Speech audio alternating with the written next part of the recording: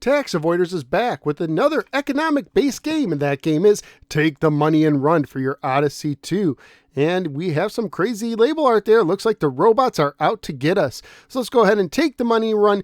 Press number 1 on our Odyssey 2 and see how it holds up today. Let's go to the game. Take the Money and Run was published by Magnavox and carries a copyright year of 1978. It was programmed by Odyssey 2 super programmer Ed Everett, who programmed the majority of the Odyssey 2 library, including the game Casey Munchkin, which I reviewed in my last episode. I'll put a link to that review in the description below. The back of the box states the following: Take the money and run. Your time machine has crash landed in the year 231,000 AD. You're in the land of Kenzium, an ultra-sophisticated civilization possessing enormous intellectual curiosity about economic life in the ancient days of the 20th century. You do your best to describe how the old ones spent so much of their time chasing money in the runaround of the rat race. You introduce them to the concepts of profit and loss. You tell them about income, expenses, dividends, bear markets, bull markets, taxes, and inflations. The Kenzians think you're putting them on, but they give you every opportunity to prove your wild tales. They construct the ultimate rat race, more than 1 trillion different mazes populated by robots representing the economic factors of a long ago time and place. They start you off with $500,000. If you could turn it into $1 million, you are free to return to your own time. Otherwise, you are doomed to wander through the trillion maze electronic labyrinth of Kenzium forever. Take the Money and Run is a 2-player only maze game. The goal of the game is to make $1 million before your opponent. For the controls, you use the joystick to move and hold down the button to duck to get into areas you are too tall to enter in. While ducked, you move at 2/3 speed. If you enter an area without ducking, the computer will force you to duck while cutting your speed in half. The manual says the walls in the game are charged, causing you to get stuck if you make contact with them until you move away from them. In each maze, you can either make or lose money. In the income, reward, and investment mazes, you try to catch white robots to make money. As time goes on, the amount of money you can earn will decrease, and so will the speed of the robots.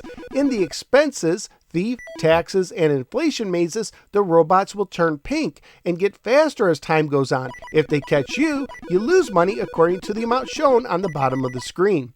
Once you complete a maze, you move on to the next random maze. Graphically speaking, there isn't much to the game. I do think it's funny, however, how your character reminds me of Nintendo's Doshin the Giant. The sounds are also basic, and I found irritating at times. Family-friendly wise, the game would most likely get an E for everyone rating if released today. Currently at PriceCharting.com, the game has a value of $7 loose, $15 complete, and $32 new. So what did I think of Take the Money and Run? Apparently, this early title did not sell well, and I can understand why. Moving around in the maze is very cumbersome and a real chore. Be prepared to get stuck a lot. Also, when trying to catch the robots, I didn't understand why simply touching them didn't always work. It seems some robots required more contact for no apparent reason. I also found the $1 million goal far too high. This is a very slow-moving game, and there seems to be more chances to lose money than to earn it. I could see it taking over an hour to reach the goal, which is just too long. And as a 2-player game, it's just boring. I asked my son to try it with me. After playing it for a little while, I could tell he was eager to stop.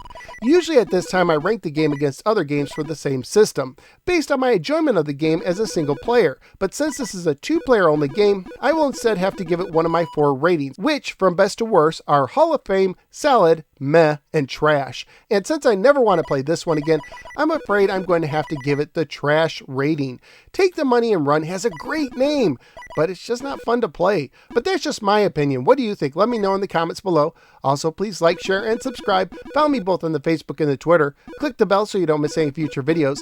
And sign up at patreon.com/NoSwearGamer, just like Joe T did, who nominated that I reviewed today's game to support the show and gain access to exclusive perks.